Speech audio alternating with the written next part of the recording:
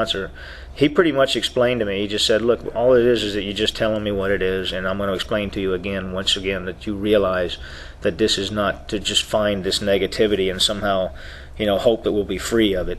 This is to find and apply the solution. And then when you apply the solution, that's why I'm going out to step 11 real quick, you're going to ask God for directions. You're going to do your inventory, apply the solution, and when you say to God in your prayer, you're going to say, what do you want me to do, God? And when you meditate and listen for the answer, you're in a much better place to get the right answer. And that's pretty much all there is to it. So I'll see you guys next week, and I want to thank you all for letting me try to, do God's will. Try to, hopefully somebody heard something that they could use. And know that none of this is my idea. This is all stuff that I learned from Joe and Charlie and Jim B. and Dennis Organ and Gary Carringer. Those are the men who have taught me the steps over the years. All of them had a lot of sobriety. They still do, I guess. Would someone like to do our chips tonight? Derek, alcoholic. What up? Hello. I'm a little shy, so bear with me.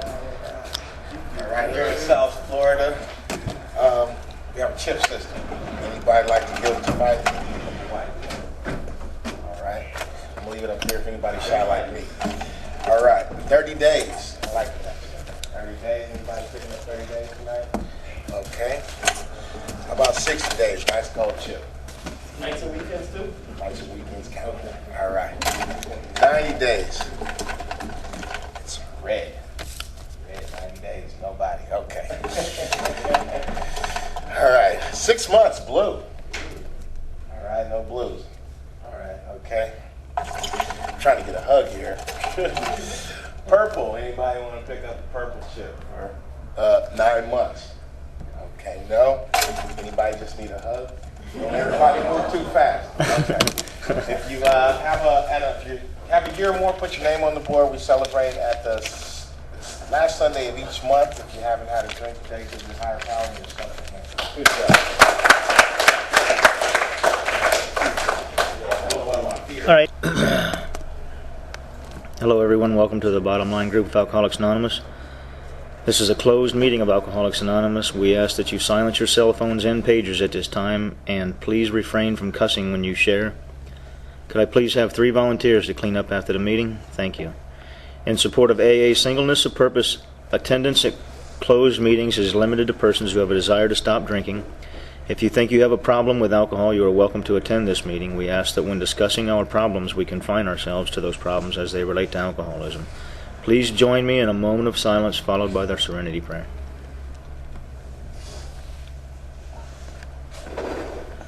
God, grant me the serenity to accept the things I cannot change, courage to change the things I can, and the wisdom to know the difference. I'm an alcoholic and a member of this group. My name's Doug. What's up, guys? Is there anyone here for their first AA meeting ever, or just so that we may welcome you, anyone visiting from out of town, coming back, or visiting the Bottom Line Group for the first time?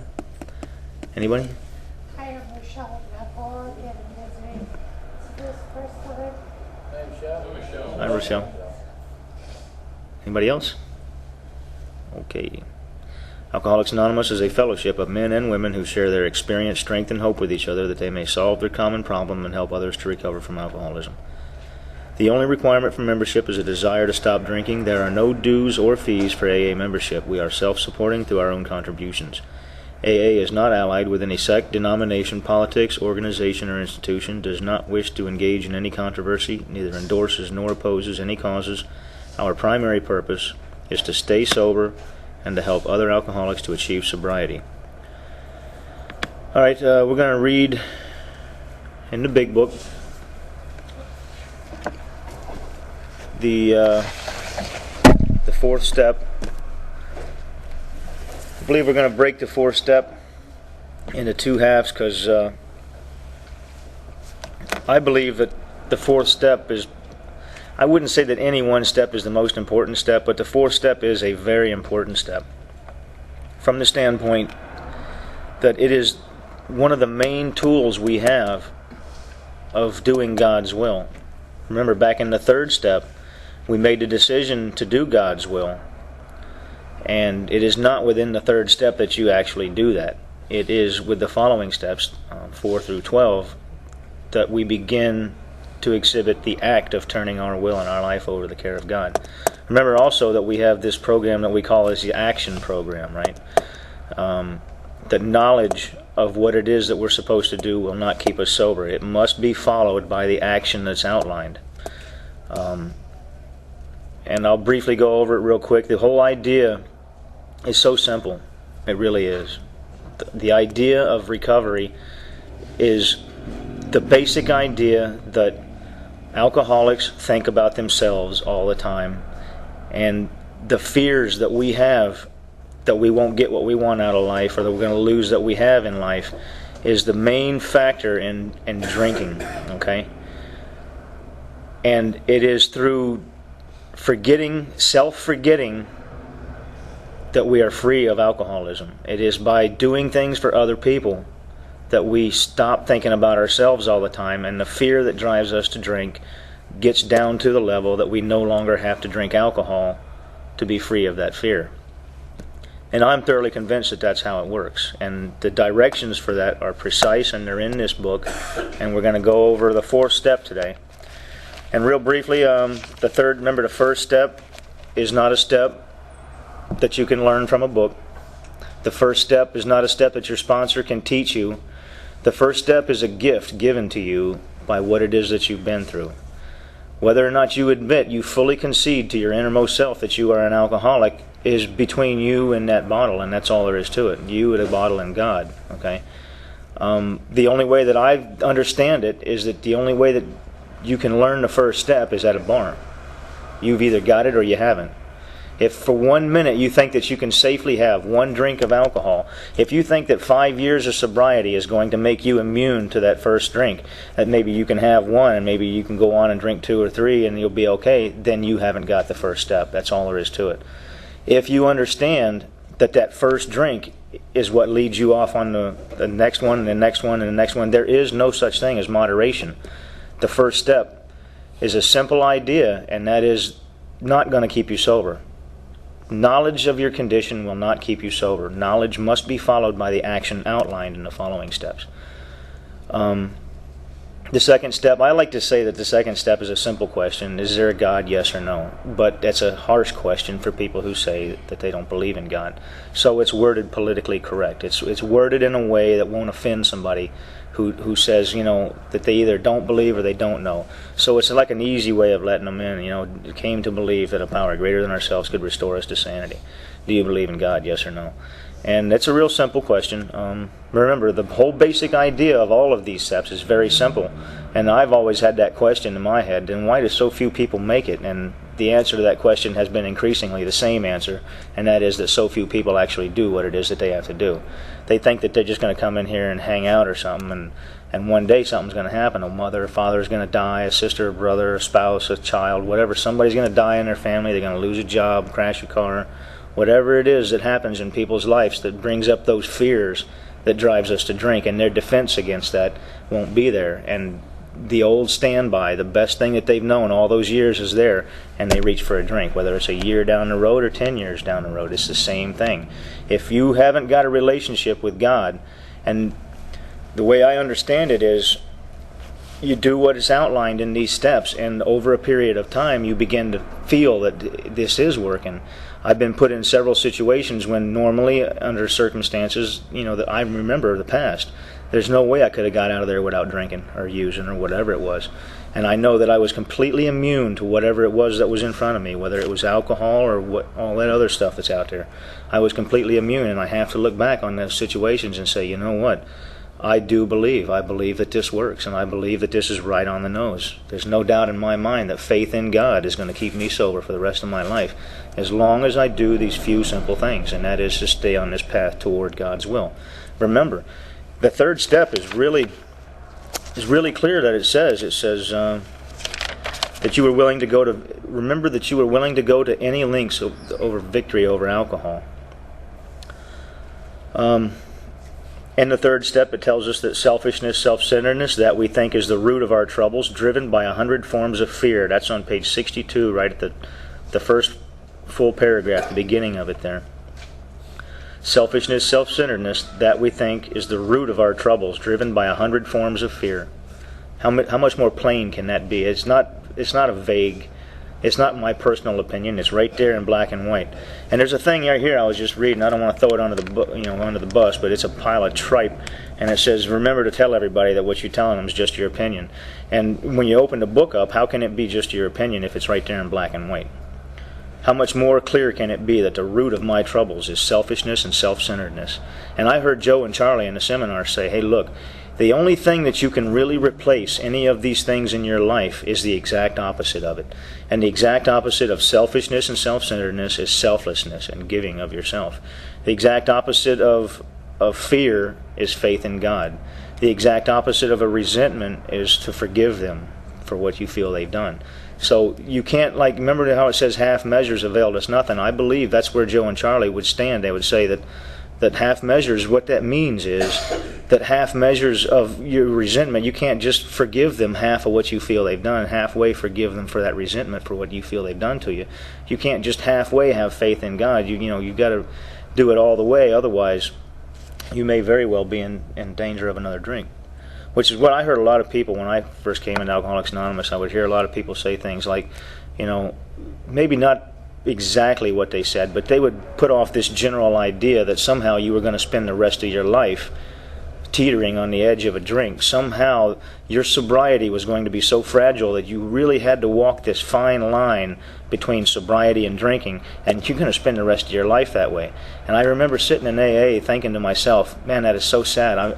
What the hell am I doing here? I've been doing that for years, teetering on the edge of a drink, walking that fine line of drinking and not drinking. And I was in and out, drinking, not drinking, drinking, not drinking. A month sobriety, 2 months sobriety, drunk, whatever it was. And then I heard a guy who had 20 years at the time, back in 1990, 91, say, look, when you hear somebody saying in a meeting that you don't ever have to feel that way again, that's what we're talking about. We're talking about you don't ever have to feel that you're afraid you're going to drink tomorrow. Something's going to come up. Ooh, you know what? Nowhere in this book does it tell us to stop drinking. Not one page in here says this is the point in the steps of our program of action and recovery that you stop drinking. Now, within this middle of the 3rd and a half step or something, put the bottle down and stop drinking. Nowhere does it say that. But in the 3rd step, it does tell you, right at the end of the 3rd step, just before the beginning of the 4th step, on page 64, right at the top here, at the bottom of that half paragraph there, it says, our liquor was but a symptom, so we had to get down to causes and conditions.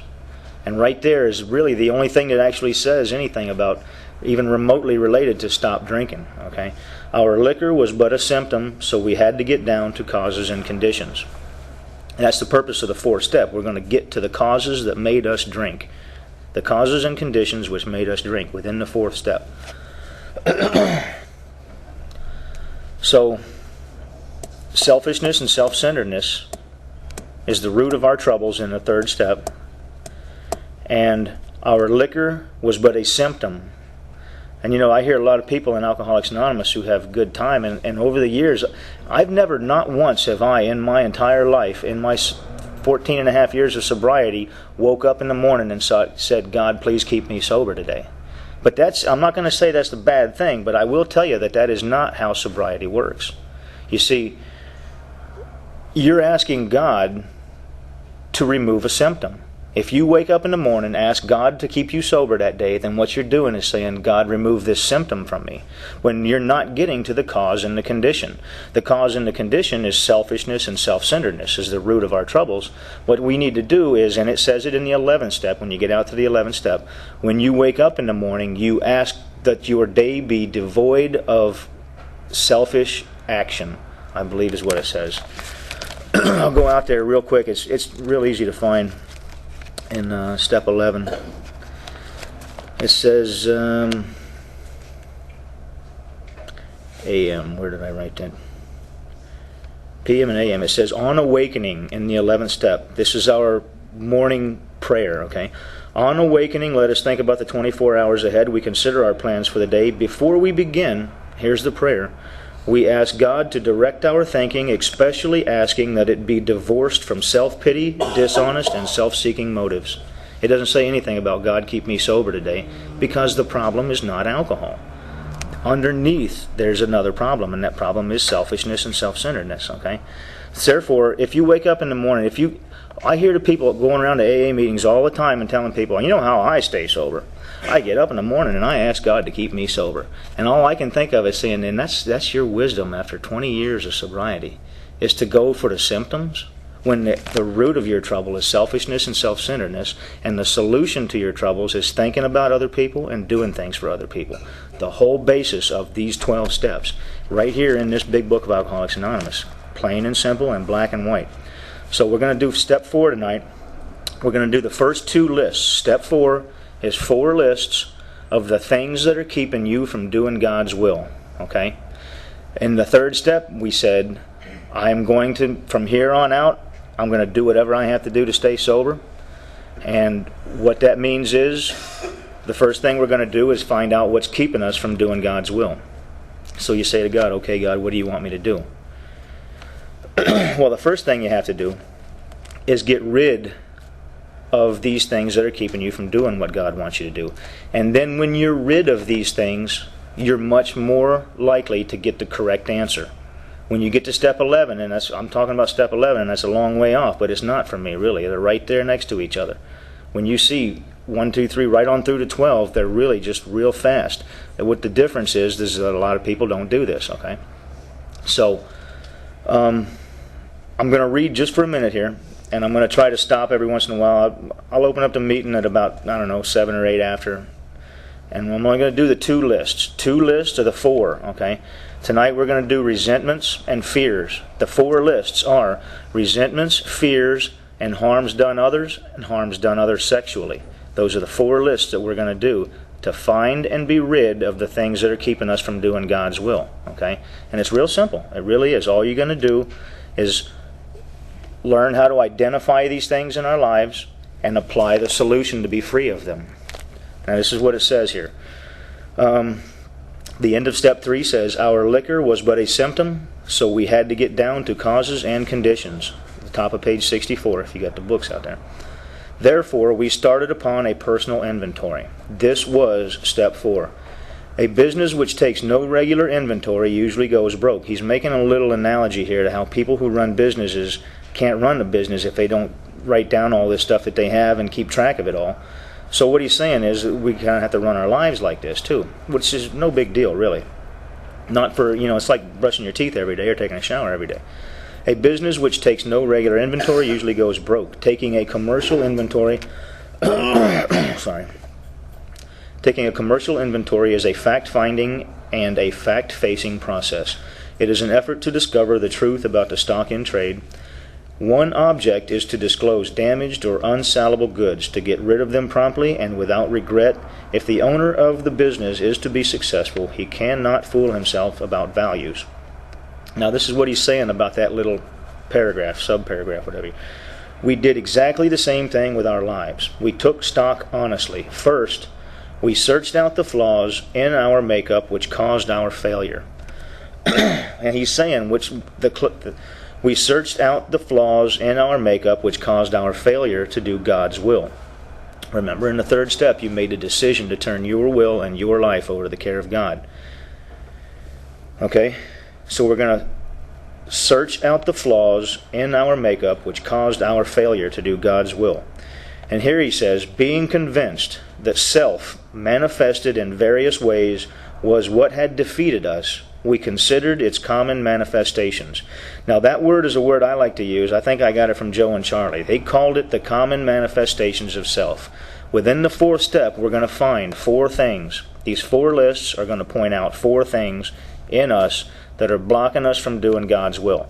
And I've heard people say, oh, there's 100 defects of character. One other thing is, real quick, just go out to step 5 and see the exact nature of our wrongs. They're talking about the same 4 things that we're talking about in the 4th step. It's not something different.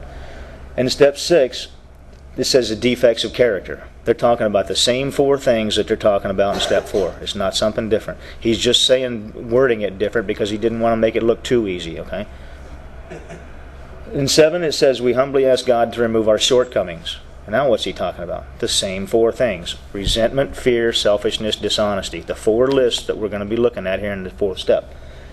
In the eighth step, it says, made a list of persons we had harmed and became willing to make amends to them all. How did we harm other people? With resentments, with our fears, with selfishness and dishonesty. We hurt the people in our lives by not thinking about them and not being the person that we should have been. You know, somebody once said to me, okay, so we got, I think it was my current sponsor, which I haven't seen in a while, but I know what he says a lot. It's all right up here. I hear him in that little voice of his up there all the time. He says, first of all, the whole Alcoholics Anonymous program is simple. You do good, you feel good. You do bad, you feel bad. That's basically the whole idea behind these steps, okay? And what we're going to be doing is we're going to be thinking about other people and what we can do for other people, and we're going to feel good about who we are as a result of that, okay? And then, where was I? Okay, so common manifestations was what I was coming up with a minute ago when I got a little sidetracked. Common manifestations of self is what we're going to call these four things. In the fourth step, we are going to be looking for the four common manifestations of self: resentment, fear, selfishness, dishonesty. Okay, that's the reason for these lists. And what we're saying is these are the things that are keeping us from doing God's will. You find these things in your life, apply the solution, which we're going to look at here in the fourth step. The solution's in here too. To find and be rid is what it says. We're going to read that in a minute. What did it say? Or did we just read that?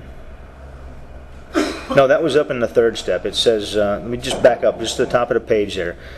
Although the third step decision could have little permanent effect unless at once followed by a strenuous effort to face and be rid of the things that are blocking us from doing God's will. And what we're going to do here in the fourth step is to face, to make the lists, to find them, and be rid, to apply the solution that we're going to learn. Okay, this is what we call the spiritual solution. We have the four lists: resentment, fear, selfishness, dishonesty, and we have the three solutions we're going to apply, which is forgiveness, faith in God, forgiveness for resentments, faith in God for our fears, and amends of the ninth step for our harms done others in selfishness and dishonesty list. Okay, it's harms done others list where we find our selfishness and dishonesty. When we get there, I'll point that out. And it's all right here in black and white. This is not my opinion. This is stuff that comes from, I guess, first of all, Bill Wilson and Dr. Bob in the first 100, and then second of all, the 2 or 3 or 5 guys that I've heard go over these steps many times. And it is so simple. The hard part is you got to do it. Okay. Back to reading at just before we get to the first of the four lists. It says we considered its common manifestations, and that's why we call them the common manifestations of self. Resentment is the number one offender. And we're talking about anger. That's something that took me a while to figure out. I thought resentment and anger were two different things, but we're saying anger is our number one problem. Resentment or anger is our number one problem. Our number one offender. It destroys more alcoholics than anything else. Anger is our biggest enemy. From anger and resentment, stem all forms of spiritual disease, for we have not only been mentally and physically ill, we have been spiritually sick. When the spiritual malady is overcome, we straighten out mentally and physically. Now here's where it tells us what to do with this. This isn't somebody's opinion. This says quite clearly exactly what to do. In dealing with resentments, we set them on paper. And the way I understand it, that's the first place in this book that it says we're going to do anything on paper. I've heard people take their sponsees through the steps. The first step, they do a lot of paperwork. So I did that, actually. I had a guy take me through the steps and writing pages and pages of first step stuff, and then he went out and drank and came back and said, now you get to be my sponsor. And I said, oh my God. And then I learned later that this is the actual first place that we're going to do paperwork. Okay. In dealing with resentments, we set them on paper. We listed people, institutions, or principles with whom we were angry. There's that word, anger. It's not masking the word resentment up there anymore.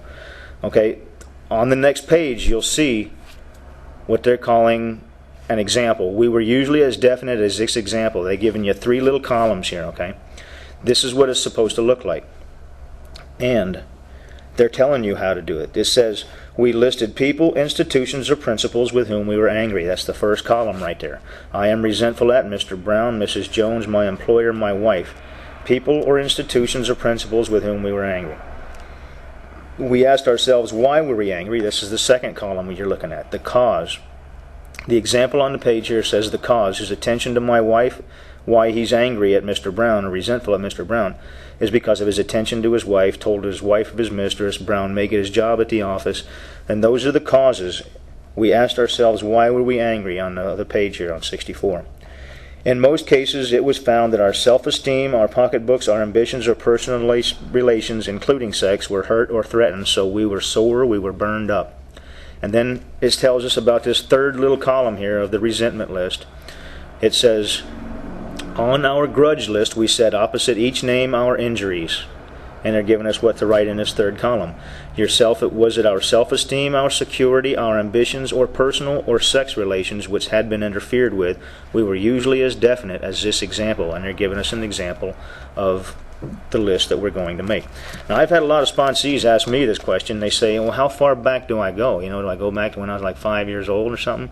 And I'll tell you what my sponsor told me. He told me, my sponsor's got about 45 years now, and he said, well, look, if you make a list and it's a tiny little list, and there's a good bet that you need to go back a little further and make a bigger list. And if you got like 10 pages, there's a good bet that you probably got enough there to get an idea what we're doing here. But the main idea behind this is that we be free of these resentments. Do you understand? If there's a resentment that you currently have and that you're walking around with, an ex-wife, your parents, whoever it is, God, whatever it is that you're resentful at, if that's a resentment that you're carrying around with you on your back, then there's a good bet you need to put that on paper, because we need to apply the solution to be free of that resentment. Why? Because walking around thinking about that and being angry about it all the time is keeping you from thinking about other people. When you look to God and say, when you get to the 11th step, you look to God and say, okay, God, what do you want me to do? And you're walking around angry thinking about that guy that did this, that person that did that, there's a good bet that you may not receive the correct answer to your question. When you pray and meditate, as it says in the 11th step, you pray, you say, God, what do you want me to do? You meditate, you listen for the answer. And if you're thinking about yourself, if you're embedded in this resentment or you're dominated by these fears in your life, the chances that the right answer may be lessened greatly. I understand that?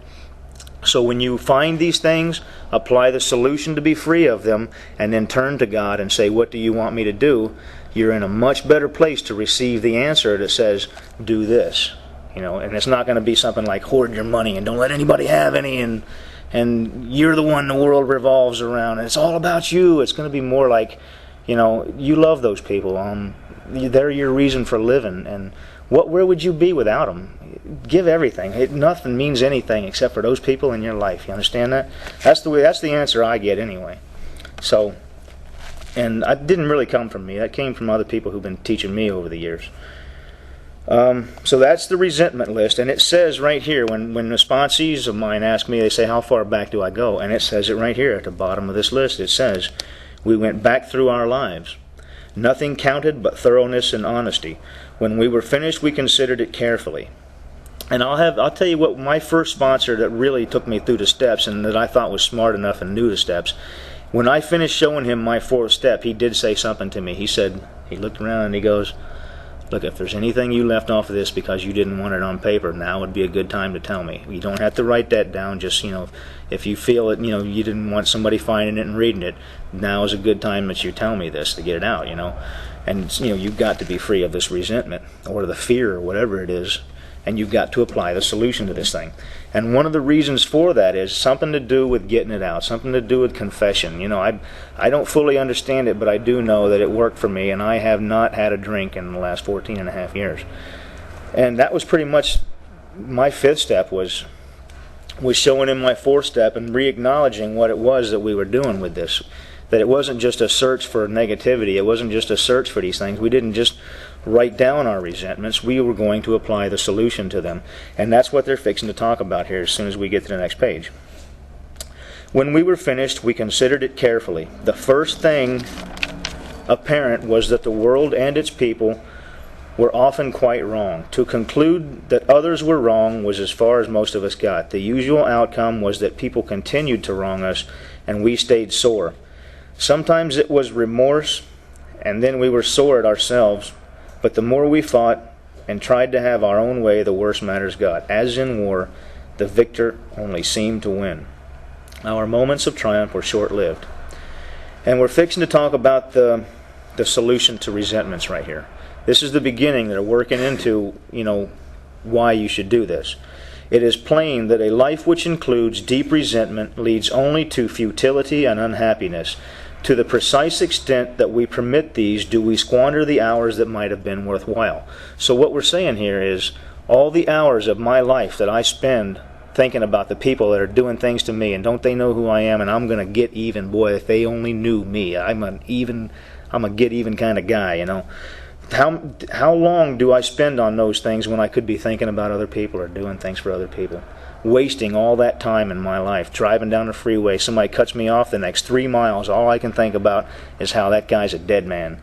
I'm going to run over them like a little sports car. I'm going to like a tractor trailer and a sports car thing, Anyway, that's what we're saying here is, how much time do you spend in them resentments? Because that time could be better spent thinking about other people and doing things for other people. You said you were going to do God's will. How do you do it? You can't just get up and go, okay, got it, and walk out the door and do it. First, you got to get what's out of the way, what's keeping you from doing God's will. And one of those, the main thing is resentments. Our number one offender is anger, okay? Back to the reading. To the precise extent that we permit these, do we squander the hours that might have been worthwhile. But with the alcoholic, whose hope is the maintenance and growth of a spiritual experience, this business of resentment is infinitely grave. We found that it is fatal. For when harboring such feelings, we shut ourselves off from the sunlight of the Spirit. The insanity of alcohol returns, and we drink again, and with us to drink is to die. And it's real simple what he's saying there. He's saying when you're thinking about resentments, when you're angry about something, you're definitely not thinking about God, okay? If we were to live, we had to be free of anger. The grouch and the brainstorm were not for us. They may be the dubious luxury of normal men, but for the alcoholic these things are poison. We turned back to the list, for it held the key. The list that we have gone over here in the page before. Remember, we're going to make our list just like they have an example here. We're going to write down what people, institutions, and principles with whom we were angry. Okay? I had a couple of institutions that I was angry with, religious organizations, that said certain things about me because I didn't believe in their religion, or, there's a lot of that stuff going on now. You're some kind of infidel, or you're going to hell, or whatever the hell it is. If we were to live, we had to be... Oh, here we go. We turned back to the list, for it held the key to the future. This is going to describe to us now how to be free of our resentments. In the fourth step, we're not just finding these negative things in our life. Remember back in the third step, it said we had to face and be rid of the things that were blocking us, not just find them. We're going to learn how to be free of them. Okay? We turned back to the list, for it held the key to the future. We were prepared to look at it from an entirely different angle. We began to see that the world and its people really dominated us. In that state, the wrongdoing of others, fancied or real, had power to actually kill. How could we escape? We saw that these resentments must be mastered, but how? We could not wish them away any more than alcohol. This was our course. We realized that the people who wronged us were perhaps spiritually sick. Though we did not like their symptoms and the way they disturbed us, they, like ourselves, were sick too. We asked God to help us show them the same tolerance and pity and patience that we would cheerfully grant a sick friend. This is the fourth-step prayer. When a person offended, we said to ourselves, this is a sick man. How can I be helpful to him? God, save me from being angry. Thy will be done. Now, what we just read there is a very simple process of forgiveness. And the way it was put to me, the way I understood it was, when I was drinking and when I was doing what I was doing, I was hurting a lot of people that cared about me. I was hurting people that didn't care about me. I was just out there taking what I could get. The world was there for me to take what I could get from it, okay? And I was definitely not thinking about what God wanted me to do. I was out there for me, and that's all there was to it. So, you look at someone who does something wrong to you, as if they are not on God's path, someone who is perhaps spiritually sick. If they were thinking about God's will, they probably wouldn't have done what they did to you.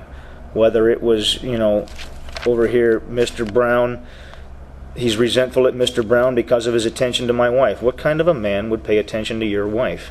A man who is not spiritually sick, or spiritually fit, right? He's angry at Mr. Brown because he told his wife of his mistress. I mean, what is that? You go around telling, that ain't none of your damn business anyway. What kind of spiritual man goes around telling his wife of his mistress, And the basic idea is that we have to forgive these people for what we feel they've done. And the path to forgiveness is to see them as if they are perhaps spiritually sick. And I tell you, I'm not perfect at it either, but I tell you, it really does work. When I can put it together in my head and I get angry about something, I look over and I say, you know what? It's never been more clear now. I see that guy, that person, whoever it was, would not have done what they did and made me mad if they were thinking about God's will. Therefore, in my view, they are perhaps spiritually sick. If they're not living their life based on what... See, I heard somebody say something, Jack, to back up just for a minute. I heard somebody say, do you know why God gave each and every one of us our own free will? It's a real simple answer. He gave each and every one of us our own free will so that we could come to Him of our own free will and say, I get it now. What do you want me to do? To show up, instead of Him imposing His will on us and saying, you're going to go do what I want you to do. He said, okay, I'm going to give you the will to do whatever you want to do, and when you're ready, come see me, because I got a lot of stuff for you to do. And that's basically why God gave us our own free will. So that's the way I see perhaps spiritually sick people, is they don't understand that. They don't understand that that's the reason we were given our free will, was so we could say, there's a reason for everything and the way that it happens. And I was definitely swimming upstream my whole life. I had no intention of going with the flow or just letting things be. I wanted to fight the whole way, and man, it just got worse and worse. But today I understand, as long as I do whatever I think God wants me to do, which is to do things for other people and to sit in an AA meeting and try to explain these steps to you guys, it's so simple now, and I'm just, whenever the alcohol comes up in my life, I got to tell you, I am completely immune to it. I don't even think for 1 minute, well, maybe perhaps that never comes into my head. I look at that stuff and whew, I know exactly what it is. I would no more drink alcohol than I would a jar of gasoline. I can tell you that right now. So we got one more list here we're going to try to get through tonight. Let me real quick read through this. We avoid retaliation or argument. We wouldn't treat sick people that way. If we do, we destroy our chance of being helpful. We cannot be helpful to all people, but at least God will show us how to take a kindly and tolerant view of each and every one. Referring to our list again, putting out of our minds the wrongs others had done, we resolutely looked for our own mistakes. Where had we been selfish, dishonest, self-seeking, and frightened? Though a situation had not been entirely our fault, we tried to disregard the other person involved entirely. Where were we to blame? The inventory was ours, not the other man's.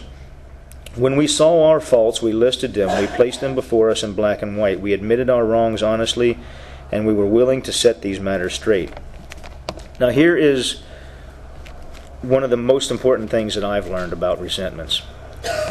And that is, he says, notice that the word fear is bracketed alongside the difficulties with Mr. Brown, Mrs. Jones, the employer, and the wife. This short word somehow touches about every aspect of our lives. It is an evil and corroding thread. The fabric of our existence was shot through with it. It set in motion trains of circumstances which brought us misfortune we felt we didn't deserve, but did we not ourselves set the ball rolling? So what we're saying here is that even though resentment is our number one offender, what we're saying is that all those resentments are based in fear. Notice that the word fear is bracketed alongside the difficulties with Mr. Brown, Mrs. Jones, the employer. It took me a long time to grasp that. I'm not going to lie to you guys. I struggled with that for years. I used to say, no, come on. Look, if somebody raped and murdered your sister, don't you have every right to be angry at that guy, want to put him in a box somewhere, bury him out in the woods where nobody will ever find him? Don't you have the right to do that? When the truth of the matter was that there was some kind of fear that was involved with that anger. Everything that I've ever been angry about is all based in fear. And from now on, from that point when I finally admitted that, From that point on, I will never see an angry person in the same light again, including myself. And don't get me wrong, I'm not immune to anger. I get angry regularly. That's why I have to do an inventory for the rest of your life. You never finish this. You do it all the time. To find and be rid of what's blocking me from doing God's will is a lifelong thing that I'll be doing when I'm 65, 80 years old. So, every time that I am angry, there's something that I'm afraid of. And that was the reason for the resentment list. One of the reasons is to be free of that resentment. And the other reason is to acknowledge that it's based in fear. Because right after this, we're going to make a list of fears. Resentment is the number one offender. And on the next page, did we not ourselves set the ball rolling? Sometimes we think fear ought to be classed with stealing. It seems to cause more trouble. We reviewed our fears thoroughly. We put them on paper. Even though we had no resentment in connection with them, we asked ourselves why we had them. Wasn't it because self-reliance had failed us? Self-reliance was good as far as it went, but it didn't go far enough. Some of us once had great self-confidence, but it didn't fully solve the fear problem, or any other. When it made us cocky, it was worse. Perhaps there's a better way. We think so. For we are now on a different basis. The basis of trusting and relying upon God. We trust infinite God rather than our finite selves. We are in the world to play the role He assigns, just to the extent that we do as we think He would have us, and humbly rely on Him, does He enable us to match calamity with serenity. We never apologize. Now, to back up to that fears list thing, the way that I made the fears list was to just write down things that I was afraid of. Because it says quite clearly, somebody I once heard said, no, the resentment list is the fears list. But it says real clearly here, it says we reviewed our fears thoroughly, we put them on paper. You're going to put your fears on paper. You're not going to think about it in your head. Even though we had no resentment in connection with them. Therefore, he's definitely saying that resentment list is not the fears list.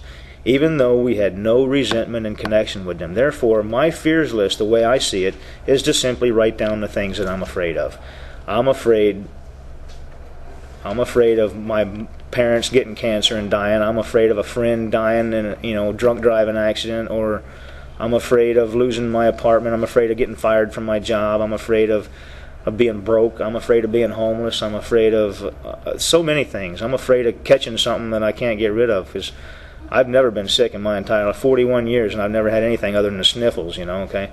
Or maybe a little cut that needs some stitches or something. I'm afraid of a lot of things, and the reason for this list is to, number one, write them down so we can see them, and number two, apply the solution to be free of them. Remember, fears are the reason all alcoholics drink. And I like to go into a little further and say, that the same 12 steps are in Gamblers Anonymous, Smokers Anonymous, Overeaters Anonymous. It's the same thing. So what we're saying is the reason people smoke cigarettes is out of fear. The reason people gamble is out of fear. The reason people overeat is out of fear. What are the others? There's a whole bunch of them. All those 12-step recovery programs all teach their people, if they're following the book, that the reason they can't control it is because of fear. And they take this stuff in to help them deal with the fear. Instead of looking to God and saying, what do you want me to do?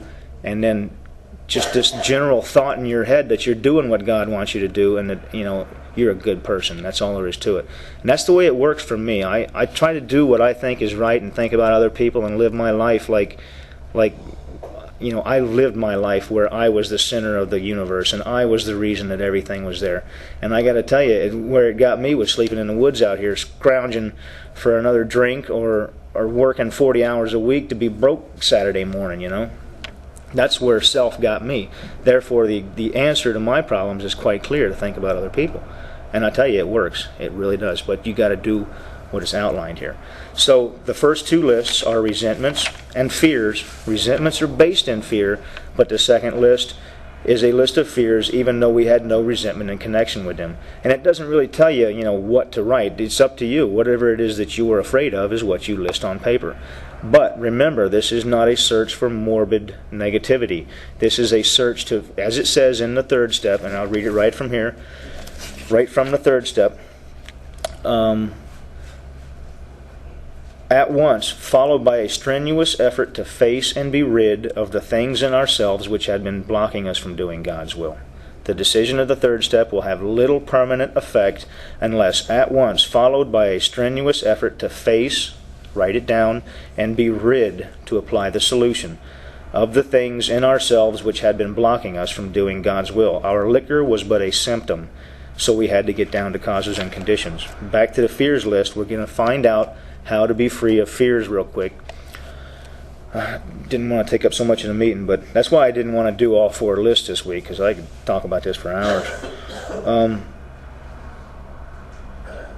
Where was I? I was perhaps right about in the middle of page 68. Perhaps there is a better way. We think so. For we are now on a different basis, the basis of trusting and relying upon God. We trust infinite God rather than our finite selves. I know I read that before, but I'll read it again real quick. We are in the world to play the role He assigns, just to the extent that we do as we think He would have us, and humbly rely on Him.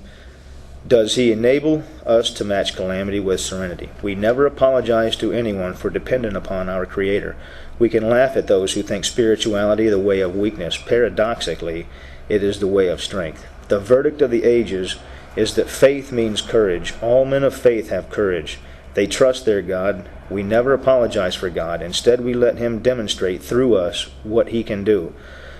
Now, this is one little sentence which I believe is the most important thing in my life as a recovering alcoholic. And I tell my sponsees, I say this is going to be the most important thing in your life too.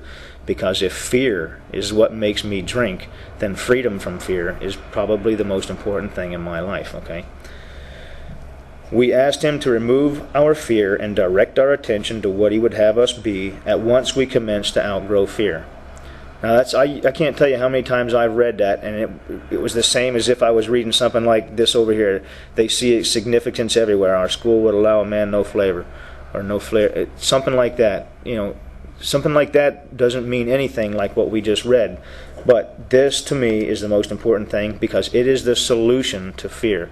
The spiritual solution to fear is to, number one, realize that all those fears are based in self. They are all self-centered fears. And how do we get rid of self? By thinking and doing things for others. If we're thinking about other people and doing things for other people, then we're not thinking about ourselves. And what happens is maybe the fears won't go away completely. Maybe the fears won't completely disappear and we'll never think about them again. Maybe they will. But what I can guarantee you is that the fears will come down to a level that will not require you to reach for a bottle of alcohol to quell them, to get rid of them. Okay? And what he's saying here, we asked Him to remove our fear and direct our attention to what He would have us be. And remember, I haven't really gone into that tonight, but the whole idea is, what is it that God wants you to do? He wants you to do things for other people. That's all there is to it. And I like to say He can't just blink things like I Dream a Genie into people's lives. He can't just come around and pow, He's a burning bush and He does something for somebody.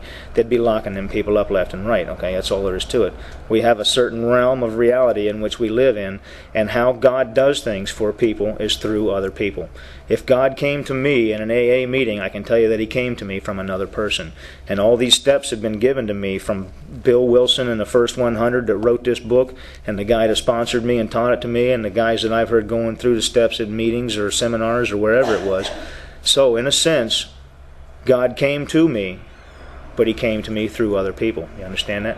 And that's basically how everything in your life is going to work. When you do things for your family, for your friends, for the people that are in your life, consider it to be actions that it's sort of like God's doing it for them. You're no longer doing it as a selfish thing. You're sort of showing up for duty and doing what God wants you to do. We asked Him to remove our fear and direct our attention to what He would have us be, and at once we commenced to outgrow fear. So it's that simple. It really is. The whole program of Alcoholics Anonymous is that we face and be rid of the things that are blocking us from doing God's will, and then we try to go out and do God's will, and we are given the promises of the 10th step. And real quick, I'm going to go out there just for an instant, and the promises of the 9th step are good too, but the promises of the 10th step are real easy. It says at the bottom of page 84, and we have ceased fighting anything or anyone, even alcohol, for by this time sanity will have returned. What sanity are we talking about? We're not talking about loony bin insanity. We're talking about the alcoholic who reaches for that first drink, and it's been beating you to death. It's been beating whoever it is to death for years, decades, whatever it's been, however long it's been, yet you continue to reach for that beer. That's what we're calling insane. It's absolutely insane to reach for that drink. And in the 10th step, it says to you, "For by this time sanity will have returned. We will seldom be interested in liquor. If tempted, we will recoil from it as if from a hot flame. We react sanely and normally, and we will find that this has happened automatically. We will see that our new attitude toward liquor has been given us without any thought or effort on our part. It just comes. That's the miracle of it. We're not fighting it. Neither are we avoiding temptation. We feel as though we've been placed in a position of neutrality, safe and protected. We have not even sworn off. Instead, the problem has been removed. It does not exist." And I can guarantee you, if you do what's outlined in these steps, it's going to happen for you too, because I am a real alcoholic, and it worked for me, and it continues to work for me. And I'm convinced that if I do this for the rest of my life, I can sit in an AA meeting and tell you people that you never have to feel that way again, and for the rest of your life you can stay sober. All you have to do is stay on this path toward God's will, and you will be given the immunity from alcohol. That first drink is all you're worried about. You're not worried about the second, the third, the 100th, 10 years down the road. It's that first one that you got to put God between you and that first drink and keep him there.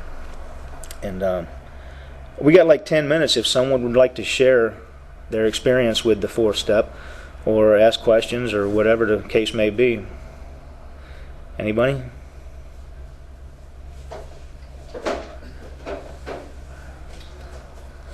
I can pick people. Thomas? My name's Tom, I'm alcoholic.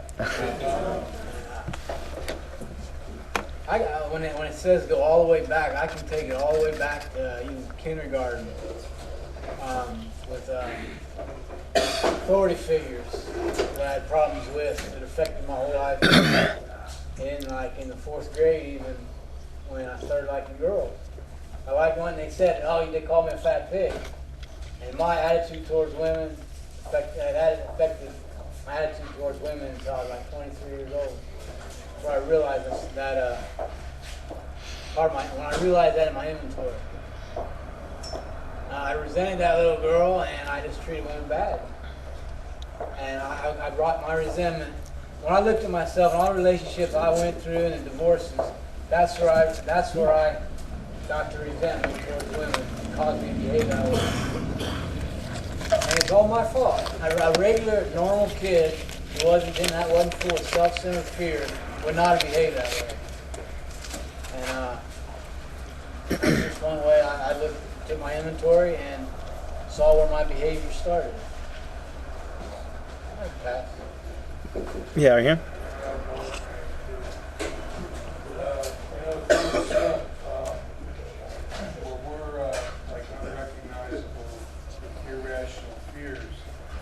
Pretty much put them into a recognizable fashion, in the sense that they became from irrational to rational awareness of basically where I felt threatened, but to an extent where I could feel it on a calm basis and recognize them. I think it's only common sense or sense of preservation to be afraid of losing your job or being homeless or whatever. But, I don't have those irrational fears anymore. They're just, I'm aware of, and a lot of times I'm a lot more sensitive in these areas than I really think about it. You're talking about anger, and I was angry today about some things, and, basically at the bottom of that was fear and some anger about some things that I didn't really have any control over, but I kind of let it get the better of me. In hindsight, it's always but to be able to look at where I feel threatened and accept them as like just rational awareness and not an open, irrational, unemotional, totally emotional fear. It's a great thing for me to have gotten through, because now it's not something that's going to send me out there, and I can accept things pretty much and deal with it as they come down the road. And like you said, giving to others is a big is a big part of it. My sponsor early on, he said, I was telling him how uncomfortable I felt, and he said, well, get out of yourself.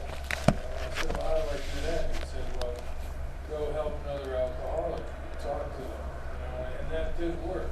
Getting out of myself, because a lot of times I seem to be my worst enemy. Regardless of being aware of this or that. Fortunately, like you were talking about the solution, he harps greatly on the solution. And that's power greater than ourselves and doing things for others. And sometimes it just seems like I don't do enough for others. Saturdays I've been taking a meeting into the county jail where I was an inmate for like 8-9 months. And that does me a lot of good, but there are a lot of times when I could use more of that. I could really use more of that. And that's all I have. Anybody else? I'm Alcoholics Anonymous. My name is Yusuf. Hey, Yusuf. And it's ironic that you talk about the fourth step. You was reading something about after doing the third step, we jump into the fourth step, and that's where I'm at with my sponsor. We had we was doing the third step, so now I got this sense of urgency. I'm ready, to be rocking into this fourth dimension, and he just stopped calling me. I called him for the last 2 weeks, and I'm like anxious to get rid of these fears and talk about my resentments and my angers and my sex issues, and he haven't called me. And now I'm like, I don't know. Ever since he stopped calling me, it's like I'm declining spiritually now, because I was like really hungry and stuff.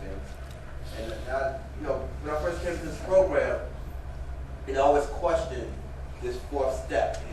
Why is it like so important? I realized that I went out a couple of times because I was reluctant to that fourth step, and I realize now that all those steps are important. Don't get me wrong, but that's really major.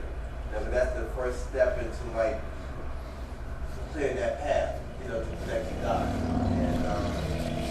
And I got this slight sort of resentment now, and I see where that's blocking the path. Because I'm not gonna, if I'm really resentful of somebody, I'm not thinking about helping out other people, because I'm putting a lot of energy into resenting this person. I'm not gonna pray because I got a lot of energy resenting this person. And this whole program, for me, is about growing spiritually. And if I'm not growing, I'm gonna wind up drinking again. I know, because that's what happened to me in the past. But I don't know. I'm just stuck right now because my sponsor don't want to help me with this right now. So Doug, I may be calling you after the meeting. Thanks for letting me share. I'm Mike, I'm an alcoholic. Hey, Mike. Just doing all this stuff is like something I would never do if I was out there using it. It's not until I got in enough pain that I decided to come back and try again. They say you got to make a resentment list. So I have a hit list. Then you got to tell somebody your deepest, darkest secrets. Come out of the closet, so to speak, and pull all the skeletons out. Oh, I had to get a semi-truck, pull out of a 3-car garage. And then, I don't know, to forgive somebody, I wouldn't have anybody to blame all my problems on if I forgive people. What would I do?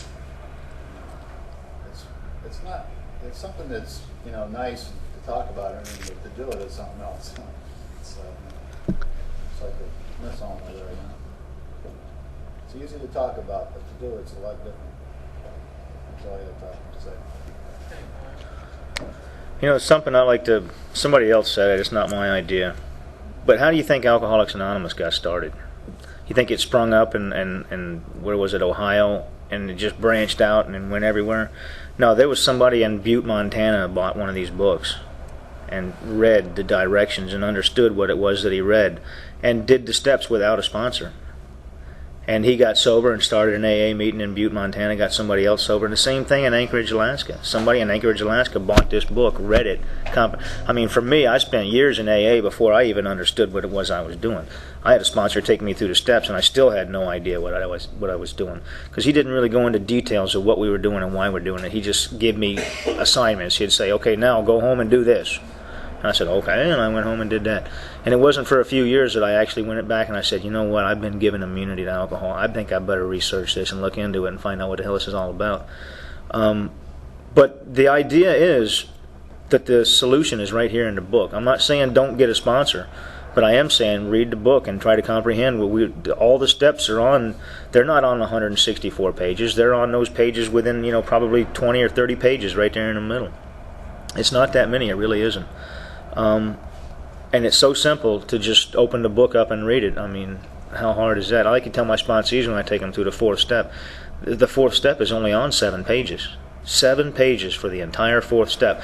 And when you call me and you say, I don't understand this, I don't understand that, the first thing I'm going to say to you is, it's only 7 pages. Within those 7 pages is the answer that you're asking me the question to. And that's what I'm going to do. I'm going to point you to whichever page it is that I believe the answer's on, whether it's the resentments and the forgiveness that's involved with it, the fear and the faith in God is the spiritual solution, and then the harms done others, the selfishness and dishonesty that is the root of why I harmed others, and the solution to that is the 9th step. The 9th step, amends, and that's why we got 5, 6, 7, and 8 in there. They're sort of between the 4th step and the 9th step to help us transition into, to asking God to help us with that. And making amends is going to be something we get into when we get into the 9th step, but the spiritual solution, remember, once again, for spiritual solution for anger, resentments, is to forgive them for what you feel they've done. And the spiritual solution for fear, the main thing that makes all alcoholics drink, is to have faith in God. And that's pretty much how simple it is. It really is. Next week, we'll do the 3rd and the 4th lists. They're all in one little paragraph, the sub-paragraph, to be honest with you. But I'll review the steps around it and try to explain how the steps work with one another, and that the 5th step really is. When I took my 5th step and I took my 4th step to my sponsor, he pretty much explained to me. He just said, "Look, all it is that you're just telling me what it is, and I'm going to explain to you once again, that you realize that this is not to just find this negativity and somehow, hope that we'll be free of it. This is to find and apply the solution." And then when you apply the solution, that's why I'm going out to step 11 real quick, you're going to ask God for directions. You're going to do your inventory, apply the solution, and when you say to God in your prayer, you're going to say, what do you want me to do, God? And when you meditate and listen for the answer, you're in a much better place to get the right answer. And that's pretty much all there is to it. So I'll see you guys next week, and I want to thank you all for letting me try to, do God's will, try to hopefully somebody heard something that they could use, and know that none of this is my idea. This is all stuff that I learned from Joe and Charlie and Jim B. and Dennis Organ and Gary Carringer. Those are the men who have taught me the steps over the years. All of them had a lot of sobriety, and still do, I guess. Would someone like to do our chips tonight? Sponsor. He pretty much explained to me, he just said, look, all it is that you're just telling me what it is, and I'm going to explain to you once again, that you realize that this is not to just find this negativity and somehow, hope that we'll be free of it. This is to find and apply the solution. And then when you apply the solution, that's why I'm going out to step 11 real quick, you're going to ask God for directions. You're going to do your inventory, apply the solution, and when you say to God in your prayer, you're going to say, what do you want me to do, God? And when you meditate and listen for the answer, you're in a much better place to get the right answer. And that's pretty much all there is to it. So I'll see you guys next week, and I want to thank you all for letting me try to, do God's will, try to hopefully somebody heard something that they could use, and know that none of this is my idea. This is all stuff that I learned from Joe and Charlie and Jim B. and Dennis Organ and Gary Carringer. Those are the men who have taught me the steps over the years. All of them had a lot of sobriety, and still do, I guess. Would someone like to do our chips tonight? Derek, alcoholic. What up? Hello. I'm a little shy, so bear with me. All right, here in South Florida, we have a chip system. Anybody Anybody like to give it a fight? All right. I'm gonna leave it up here if anybody shy like me. All right. 30 days. I like that. 30 days. Anybody picking up 30 days tonight? Okay. How about 60 days? Nice cold chip. Nights and weekends too? Nights and weekends count. All right. 90 days. It's red. Red 90 days. Nobody. Okay. All right. 6 months. Blue. All right. No blues. All right. Okay. I'm trying to get a hug here. Purple. Anybody want to pick up the purple chip for 9 months? Okay. No. Anybody just need a hug? Don't everybody move too fast. Okay. If you if you have a year or more, put your name on the board. We celebrate at the last Sunday of each month. If you haven't had a drink today, because you're higher power, you're something. Good job.